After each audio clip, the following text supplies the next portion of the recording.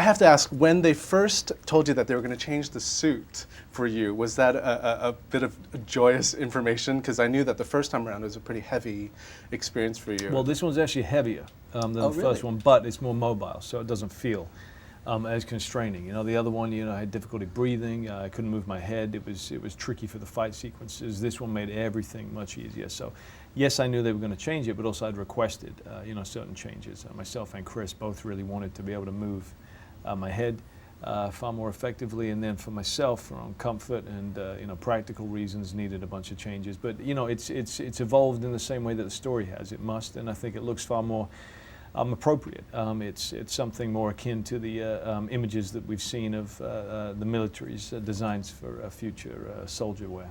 And this film definitely has, not only does it cover a lot of ground, but there's a lot more action in this. It seems like more than the first time around.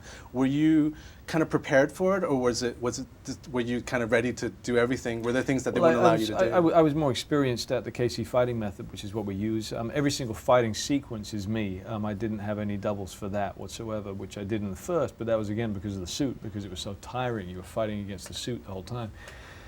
And we went for a leaner look to the suit, and I went for a leaner look as well. I was actually in much better shape this time around, and so I do as much of the stunts as I can myself, but I have a wonderful stunt double, Buster Reeves, who I do leave the kind of smashing at 30 miles an hour into concrete pillars and falling 5 stories, flight onto the top of a car. I leave that kind of thing to him. I heard there was a moment where you wanted to stand on the Sears Tower, and I know you did, but they weren't quite sure if they wanted you to be on top of the... I don't think they really had a problem with that. I think that they knew me, that I was probably going to want to do that.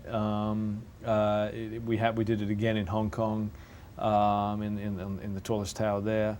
I never felt really in danger. I mean, I did have a cable. Sure, I could have fallen off the edge, but I mean, I wouldn't have plummeted right to the bottom. But it's just an enjoyable thing. It's not often that you get to stand 110 stories up on a precipice looking straight down that far. Did you carry a digital camera to take a photo down? I did, actually. Really? Obviously not in the film, but during rehearsals, yes, I was filming myself. A lot of fun. So, back to the film. I mean, Chris has brought this movie to, it seems like, an even darker place than the previous one. I'm just wondering, as an actor, to get the script and to see the kind of things that he's talking about this time around, a Joker that comes in and tests you. I mean, what was it like? What is your take on this whole thing? And as Batman, then what is his response to all of this? Yeah, well, he's evolved, and we know already that this is not something he wants to do forever.